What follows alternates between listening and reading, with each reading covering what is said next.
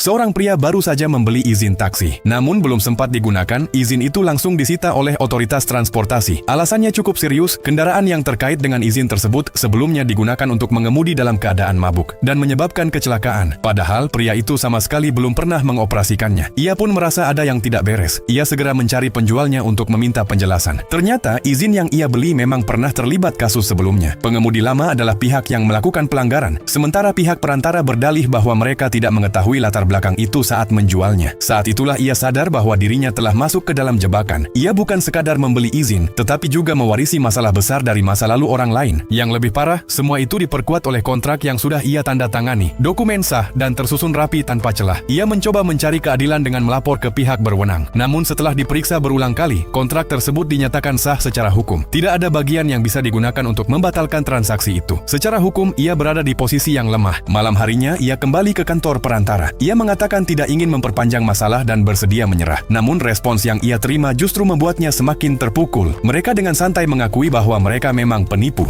Ia pun dihadapkan pada pilihan sulit, membayar kerugian dalam jumlah besar atau menghadapi tuntutan hukum yang bisa menghancurkan hidupnya. Sebagai orang biasa dengan penghasilan terbatas, kedua pilihan itu sama-sama berat. Akhirnya ia meminta bantuan seseorang yang dulu pernah menjadi bosnya. Di luar mantan bosnya terlihat sebagai pengelola usaha transportasi, namun sebenarnya ia ahli dalam membantu orang membalas dendam. Pria itu meminta pinjaman uang. Mantan bosnya mengatakan uangnya akan siap besok. Namun setelah mengetahui detail kejadian, ia sadar bahwa pria itu telah ditipu. Ia pun langsung memutuskan untuk membantu. Mantan bosnya segera memahami pola penipuan yang terjadi. Modusnya ternyata cukup sistematis. Mereka membeli izin dari pengemudi yang pernah terlibat masalah serius dengan harga murah. Sebelum izin itu resmi dicabut, lalu dengan cepat menjualnya kembali kepada orang yang sedang membutuhkan, tanpa menjelaskan riwayatnya. Agar rencana berjalan mulus, mereka menyusun kontrak yang terlihat legal dan sulit digugat. Setelah transaksi selesai, mereka akan mencari celah untuk menekan pembeli dengan berbagai tuntutan. Secara hukum, tindakan mereka sulit disentuh. Meski jelas merugikan banyak orang, tim balas dendam milik mantan bosnya tidak pernah menggunakan cara biasa. Sebelum beraksi, mereka memberikan sebuah koin kepada korban,